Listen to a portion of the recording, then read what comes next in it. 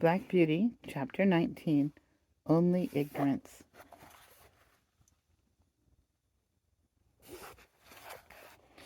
I do not know how long I was ill. Mr. Bond, the horse doctor, came every day. One day he bled me. John held a pail for the blood. I felt very faint after it, and thought I should die, and I believe they all thought so too. Ginger and Merrylegs had been moved into the other stable so that I might be quiet, for the fever made me very quick of hearing. Any little noise seemed quite loud, and I could tell everyone's footstep going to and from the house. I knew all that was going on. One night John had to give me a draught. Thomas Green came in to help him. After I had taken it, and John had made me as comfortable as he could, he said he should stay half an hour to see how the medicine settled.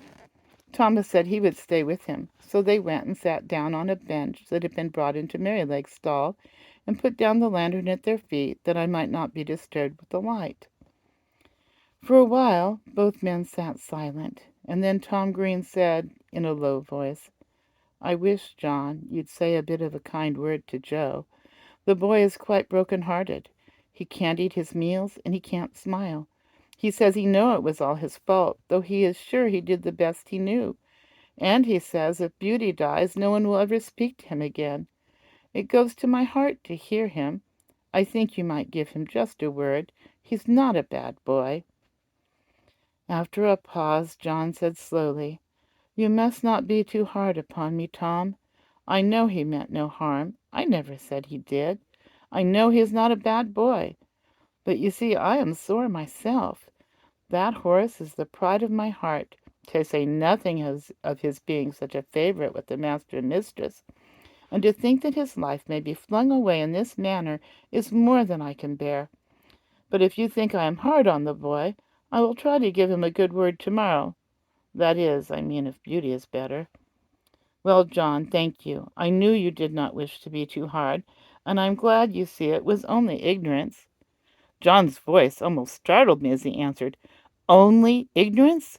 Only ignorance? How can you talk about only ignorance? Don't you know that it is the worst thing in the world next to wickedness? And which does the most mischief, heaven only knows. Oh, if people can say, 'Oh, I did not know. I did not mean any harm,' they think it is all right. I suppose Martha Mulwish did not mean to kill that baby when she dosed it with Dalby and soothing syrups, but she did kill it, and was tried for manslaughter." "And served her right, too," said Tom. "A woman should not undertake to nurse a tender little child without knowing what is good and what is bad for it." "Bill Starkey," continued John, "did not mean to frighten his brother into fits when he dressed up like a ghost and ran after him in the moonlight, but he did. And that bright, handsome little fellow, that might have been the pride of any mother's heart, is just no better than an idiot, and never will be if he lives to be 80 years old. You were a good deal cut up yourself, Tom, 2 weeks ago, when those young ladies left your house door open, with a frosty east wind blowing right in. You said it killed a good many of your plants." "A good many," said Tom. "There was not one of the tender cuttings that was not nipped off. I shall have to strike all over again. And the worst of it is that I don't know where to go to get fresh ones. I was nearly mad when I came in and saw what was done." "And yet," said John, "I'm sure the young ladies did not mean it. It was only ignorance." I heard no more of this conversation, for the medicine did well and sent me to sleep, and in the morning I felt much better. But I often thought of John's words when I came to know more of the world.